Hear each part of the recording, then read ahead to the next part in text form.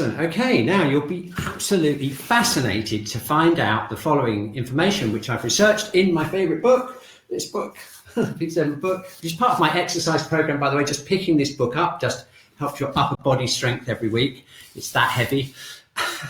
But look at this. This is really fascinating. Actually, I just wanted, I'll show you the point. First of all, just flip through the slides and I'll show you. Heart 9, there we are. It's called Shaoyong. It's called lesser rushing. Okay, now that's an interesting name because it's the beginning of the heart channel.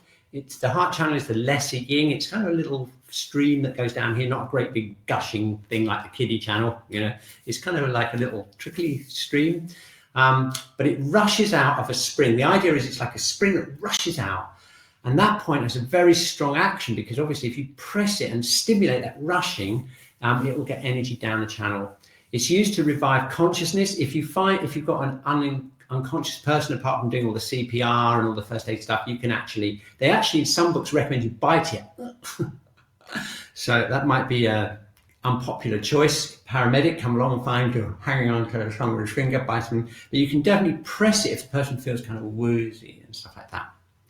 Now look at this. It's really interesting because it has 3 main actions in the body.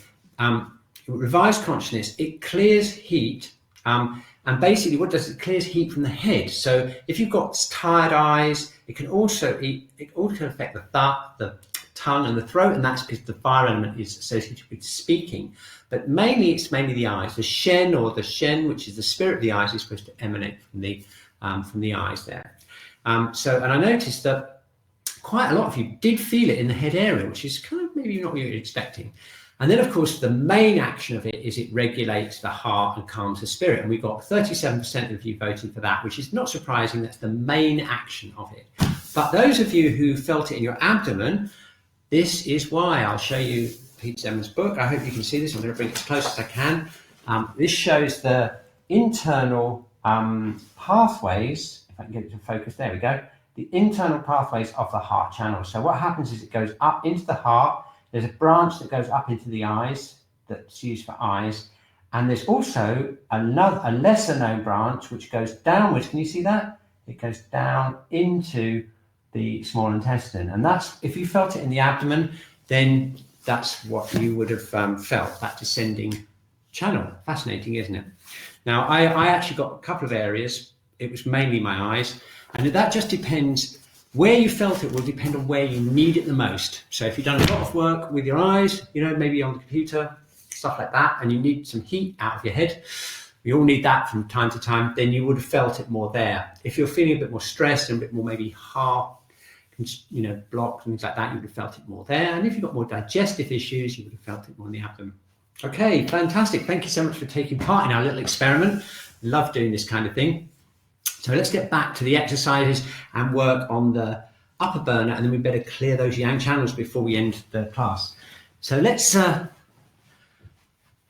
we've pressed 9:30 now. We've done a whole lot of connections internally with that. We've done the lungs. So just spend a moment opening up the upper burner. We'll open up the pericardium channel. That runs on the inside body, and the pear runs on the outside.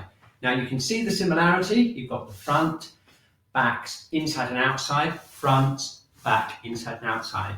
It looks complicated, but actually there's only basically 3 groups of meridians: the front meridians, the side meridians, and the back meridians. Okay, so let's try stretching the inside of the arms, the heart protector. So we're going to breathe in and we're going to breathe out. Now we can feel that stretch through the chest, can't we? Okay, and that's the pericardium channel, or the heart protector channel. But let's do something else. Let's connect with the lower dantian. We're going to breathe into the lower dantian. We're going to feel the connection between the lower dantian and the upper burner. And what that does is it connects the yin of the lower burner with the heart and the upper burner. So keep your attention in the lower burner, open up kidney 1, feel that connection, feel that yin connection. Got it? Connect down into the earth. Very good. Now breathe in and breathe out.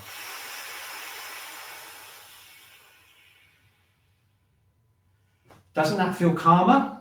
It feels a lot calmer, and that's because we're feeding the yin into the upper burner. So let's do that 2 more times, and then we'll go on to the yang channels. Okay, lower abdomen, relax the hips, connect kidney 1 with the earth.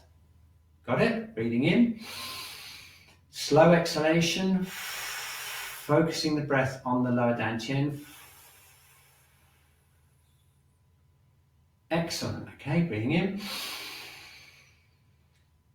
Breathing out. Keep that kidney 1 open and feel that calm feeling in the upper heater. Excellent. You can see, and that's been the theme for today, is to get that lower heat as strong as we can and see what effect it has as we work. Okay, we've got 10 minutes left, and we must not forget those yang channels, because as we found out, quite a lot of you connected even heart 9 with the head, so we need that head cleared. We really do. So let's do a face routine and then get that energy down through the yang channels and out the fingers and toes.